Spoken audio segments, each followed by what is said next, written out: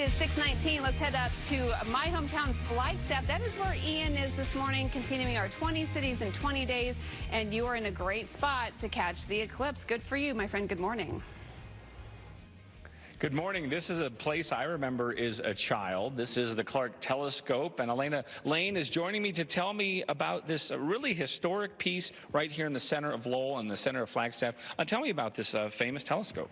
Yeah, so we're standing next to a 34-foot, 24-inch Clark Refractor telescope. It was actually used in the Apollo missions in the 60s, and we'll actually be using it if the skies are clear for Venus viewing today. And if we don't use it for Venus viewing, we will have an open house where we'll be talking about the history of it and what it was used for, because it was used way more than just the research of the moon. And then we'll also have additional activities in addition to viewing or the open house, where we'll be looking at the sun through solar scopes. We'll also have eclipse games. We'll be teaching you how to make pinhole viewers, and we'll also have a scavenger hunt going on. We'll also have food trucks up here, so if you want some food, feel free to come on up. You guys have it all. This thing was built in the late 1800s, and what I remember when I toured this as a kid, how they have this thing rotate. These are old tires. Tell me about what these old tires are for, kind of on the walls here. Yeah, so there are 4 tires. They help move the top dome.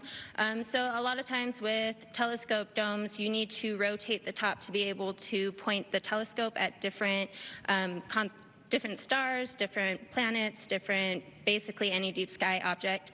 And so we use those because they actually work the best. We used to have steel round not tires, but wheels that we used to use, and they weren't that great. So we decided to use tires, and they're working fantastic. We actually got some new ones, but they are still really old Ford tires.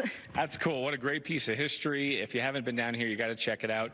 Today would be the day. Around 8 a.m. this place is going to start popping. Everything you need to know, and what better place to learn about the eclipse from the pros right here at Lowell. Let's take a look at that 7-day forecast. Phoenix, I think pretty good viewing here. Flagstaff, we could see some clouds. I think the heaviest cloud cover will be in northwestern Arizona, so you may see the eclipse obscured a little bit, but we'll be keeping a close eye on the sky, and I'll be updating conditions on my Facebook page, so be sure to tune into Schwartz TV there. But really neat history here if you have not been, and what a sight to see, this giant telescope. Hard to believe that they made this in 1890. Man, if I was off today, that would be my spot today. What a cool event happening up there. Ian, thank you.